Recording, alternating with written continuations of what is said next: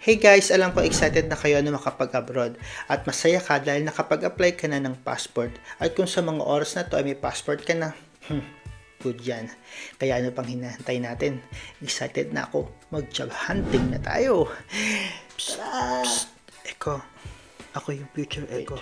Ako nang bahala. Ako na magtuturo sa kanila. Tumatawag ko na. Echo. May 6 na bagay na dapat mong ikonsidera sa pagpili ng bansa na para sa iyo. Ano-ano ito? Tignan natin. Una, ekonomiya ng bansa. Nagtataka ka kung bakit? Teka, alamin natin. Sa kadahilanan na ang bansang may matatag na ekonomiya ay may mas maraming oportunidad na pwede mong subukan sa hinaharap. Halimbawa, tulad ko, naranasan ko din ang pagsa-sideline at kahit papaano malaki ang kita ng sideline kung kaya naman ng oras at katawan mo.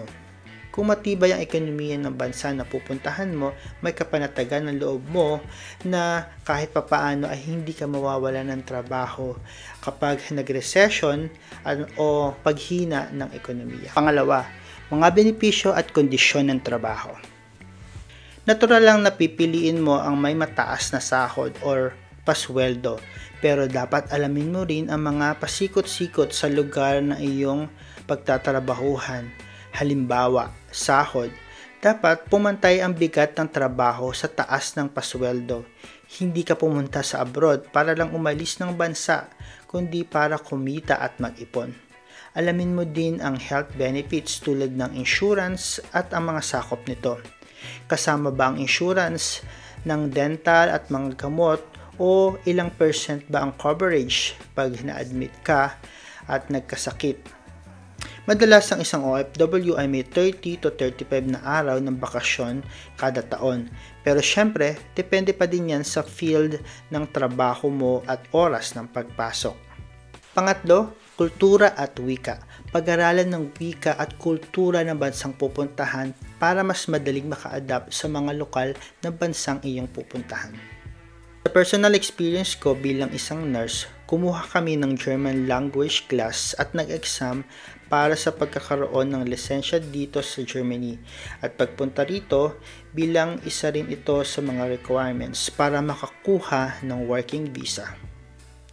Ang ilan sa mga Gulf countries tulad ng UAE, Oman, Qatar at Saudi ay nagre-require lang ng basic Arabic communication skills para sa paghahanap ng trabaho. Importante na maka-adapt ka sa wika at kultura ng bansa na pupuntahan mo dahil malayo ka sa pamilya at kaibigan mo. Madalas nakakaranas sa mga OFW ng culture shock. Ito ang tawag sa reaksyon ng tao sa di pamilyar na bansa, kultura o wika. Madalas ito rin ang dahilan kung bakit umuwi ang isang OFW na nangingibang bansa. Pang-apat, cost of living. Tiyakin na ang cost of living sa bansa ay kaya mong bayaran base sa iyong sahod. Halimbawa, ang halaga ng isang itlog ng manok sa Pilipinas ay 5 piso, pero sa bansa na pupuntahan mo, ang isang itlog ay $5 o tumataginting na 285 pesos. Kung sa tingin mo ay hindi mo kakayanin ang ganong halaga mula sa kikitain mo sa sahod mo, mag-isip-isip ka pa ng ibang options para sa mas panatag at siguradong kita. Panglima, kalidad ng buhay. Tingnan kung akma ang iyong damdamin, paniwala at katawan sa kalidad ng buhay na meron ang bansang iyong pupuntahan. Kasama ang kalidad ng edukasyon para sa mga nagbabalak magpamilya, serbisyo ng kalusugan kung saan dapat madali mong ma-access dahil lahat naman tayo ay prone sa pagkakasakit, mainam na maganda ang health services nila. Klima ng bansa. Dahil hindi lahat ay nakakatiis sa sobrang init at sobrang lamig at syempre ang seguridad. Hindi matutumbasan ng kahit gaano mang kalaking halaga ang kaligtasan mo. Kahit gaano kalaki ang sahod mo, kung hindi ka nakakatulog dahil sa di tiyak na seguridad mo, mag-isip ka be. Madami pang bansa na pwede kang pagpilian. Pang-anim, ang pagkakataon sa pag-unlad ng karera. Suriin ang pagkakataon sa pag-unlad at pag-akyat sa posisyon sa bansang napili mo o sa English, career growth. Tinuruan tayo na mangarap na umangat pagdating ng araw sa karera natin.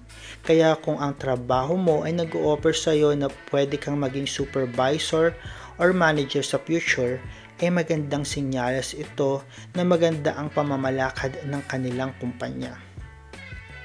Muli, isipin mo na ang lahat ng desisyon mo sa puntong ito ay magdadala sa iyo sa magandang katayuan kung pipiliin mo lamang ang bansa at lugar o trabaho na bagay sa personalidad mo. Yun pala yun. Buti na lang andyan ka, future echo. Ako. Teka, sa mga oras na yan, nakausap kita, mayaman ka na ba? See you in the next video.